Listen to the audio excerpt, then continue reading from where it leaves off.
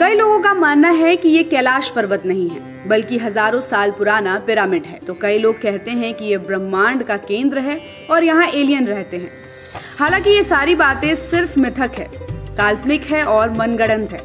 तो आखिर सच क्या है? असलियत पता करने के लिए जरूरी है कैलाश पर्वत के शिखर पर जाकर कोई देखे कि आखिर सच क्या है। लेकिन आज तक ऐसा कभी नहीं हुआ है कि कोई उसके शिखर तक चढ़ाई कर सका हो, पर ऐसा नहीं है कि कभी किसी को मौका न मिला हो। साल 1999 में रूसी वैज्ञानिकों की एक टीम लगभग 1 महीने तक कैलाश पर्वत के नीचे रही। उन्होंने इस पर्वत के अलग आकार के बारे में शोध किया। वैज्ञानिकों का मानना है कि किसी आम पहाड़ की तरह कैलाश तिनकोना नहीं बल्कि चौकोर एक पिरामिड की तरह है। इसके चारों कोने 4 दिशाओं में फैले हैं जो हमेशा बर्फ से ढके रहते हैं। इसलिए कैलाश पर्वत को शिव पिरामिड के नाम से भी जाना जाता है। पर्वत पर चढ़ाई करने पहुंचे रूसी पर्वतारोही सर्गे सिस्टियाकोव ने बताया कि जैसे ही मैं और मेरी टीम कैलाश पर चढ़ने का प्रयास करने लगे, हमारे पूरे शरीर में जकड़न और ऐंठन शुरू हो गई।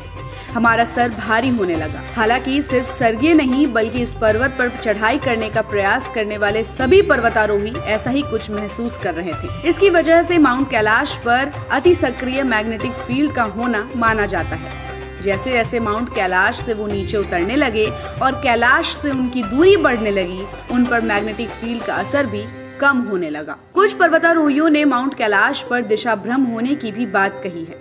वैज्ञानिकों के मुताबिक इसकी वजह भी अति सक्रिय मैग्नेटिक फील्ड का होना है, जिस वजह से न सिर्फ दिमाग पर असर पड़ता है बल्कि कंपास भी ठीक से काम नहीं कर पाता है। संभावना है कि माउंट कैलाश काफी ज्यादा रेडियो एक्टिव होने की वजह से यहाँ नाखून और बाल तेजी से बढ़ते हैं और व्यक्ति का शरीर भी तेजी से बूढ़ा होने लगता है। माउंट कैलाश को भारत ही नहीं बल्कि तिब्बती और दुनिया के तमाम देशों के लोग पवित्र स्थान मानते हैं। इसलिए चीन ने कैलाश पर्वत पर चढ़ाई करने पर पूरी तरह से रोक लगा दी है। आखिरी बार कैलाश पर चढ़ाई करने की कोशिश 23 साल पहले 2001 में की गई थी और हर बार की तरह उस बार भी कैलाश पर्वत पर चढ़ाई कर पाने में कोई सफल नहीं हो पाया था। कहा जाता है कि 20 के दशक में साल 1928 में बौद्ध भिक्षु मिलारेपा कैलाश की चढ़ाई को पूरी करने में सफल हो पाए थे। वो इस रहस्यमयी पर्वत पर चढ़ाई कर जिंदा वापस लौटने वाले दुनिया के पहले और अभी तक एकमात्र इंसान है।